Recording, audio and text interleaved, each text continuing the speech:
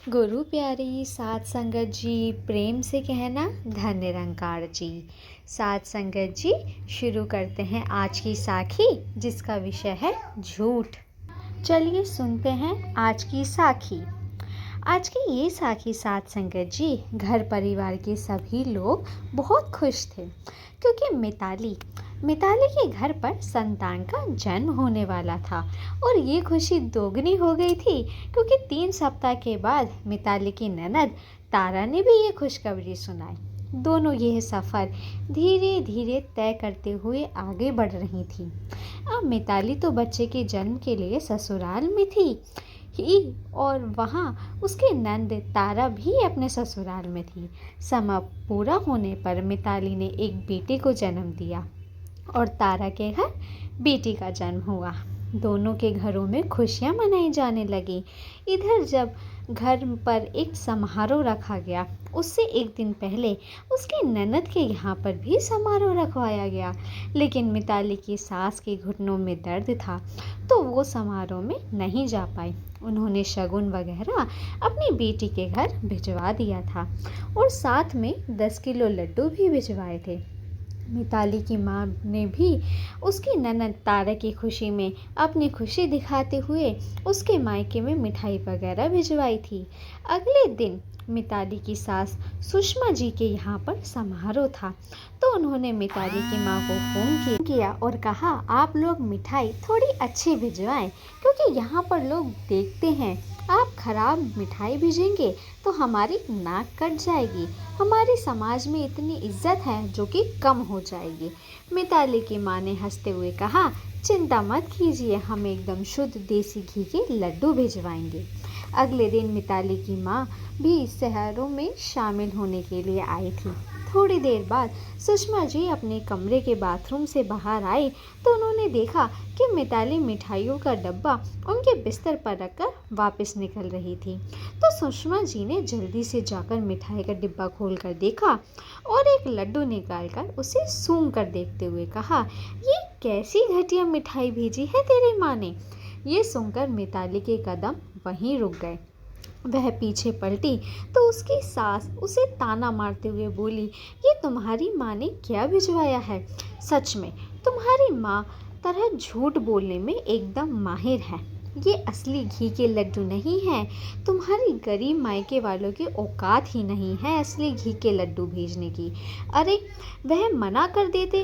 अब मिताली की सास हमेशा ऐसी करती थी, भले ही उनकी वह मिताली के मायके से कितनी भी अच्छी सामान क्यों ना आ जाता, वो तो हर सामान में कमियां ज़रूर निकालती थी। और आज तो सचमुच लड्डू के डब्बे में चींटियां थी, तो उनको बहुत ज़्यादा गुस्सा आ गया। वह बोली, बहू ये देखो, लड्डू में से तो चींटियां निकल रही हैं।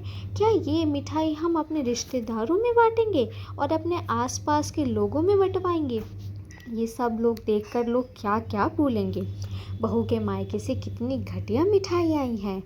तुम्हारी अपनी माँ को बुलाओ, मैं उन्हें दिखाती हूँ कि कितनी बेकार मिठाई उन्होंने बुलाए हैं।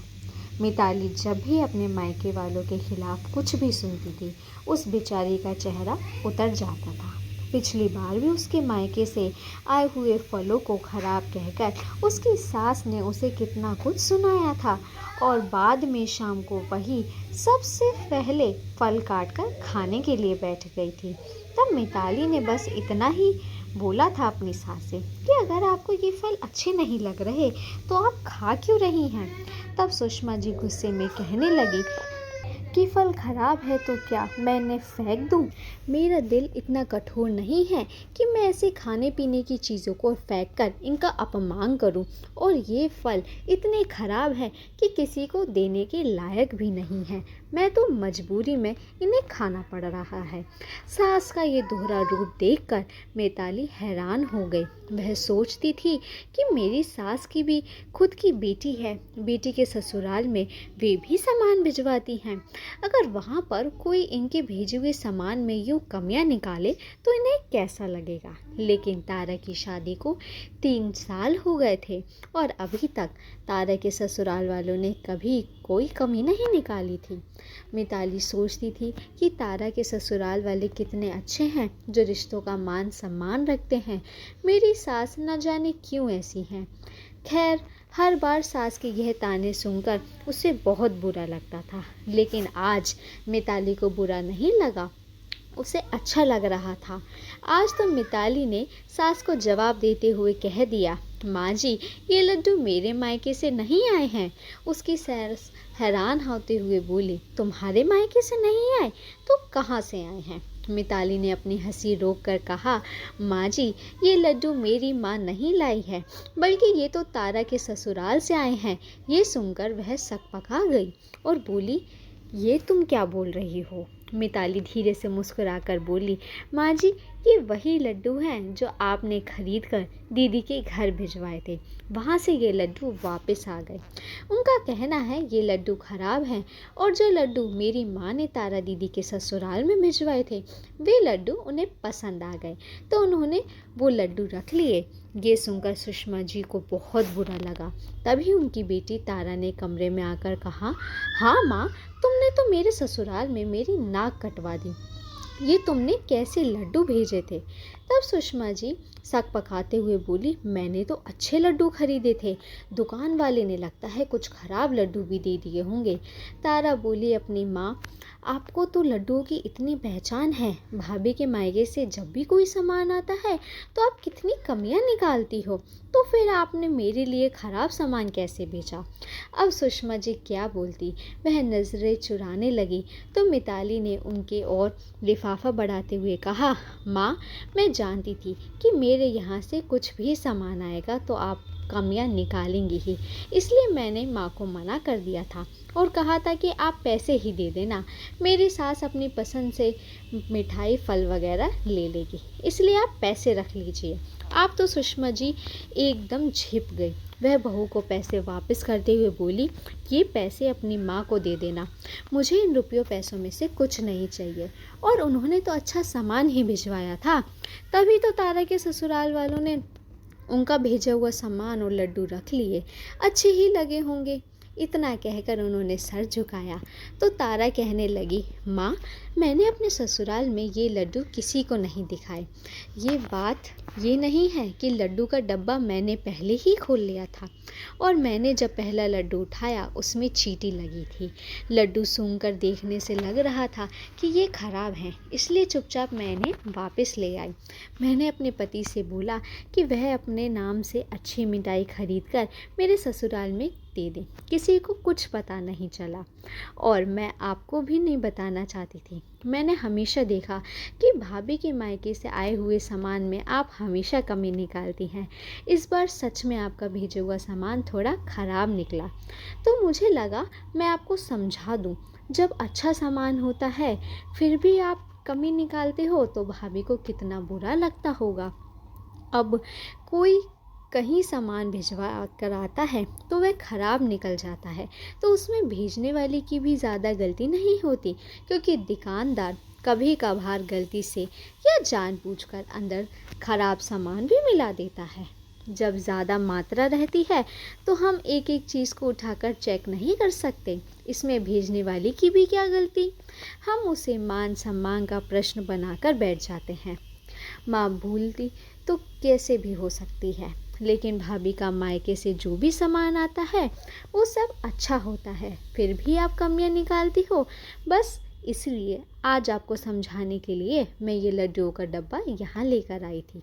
सुषमा जी सर झुकाकर बोली, बहू बेटी, तुम दोनों मुझे माफ़ कर दो। सच में सामान अच्छा होता है, फिर भी जानबूझकर कमी निकालती आई थी। मैं बहुत गलत करती थी। आज जब खुद अपनी बेटी के ससुराल में ये सामान भिजवा रही थी तब मुझे समझ में आ रहा था कि आज की घटना के बाद से तो मैं लाख बार देखकर भी सामान भेजूंगी। मेरे मन में डर रहेगा कि कहीं वहाँ पर सामान ख़राब ना निकल जाए। वैसे ही तो बहू के परिवार वाले भी सब कुछ देखकर ही भेजते होंगे, उन्हें भी तो डर होता होगा कि कहीं कुछ ख़राब सामान ना निकल जाए। लेकिन यहाँ पर तो मैं सब ठीक होने के बावजूद भी उनकी बुराइयाँ करती हूँ, तो सच में मेरी बहू को कितना दुख पहुँचता होगा। शायद मुझे झटका लगना ज़रूरी था, मुझे ये समझना ज़रूरी था।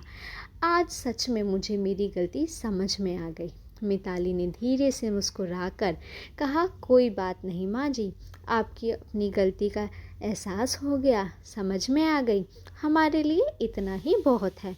मिताली ने आभार भरी नज़रों से तारा की ओर देखा, जिसकी वजह से आज यह बदलाव हो पाया।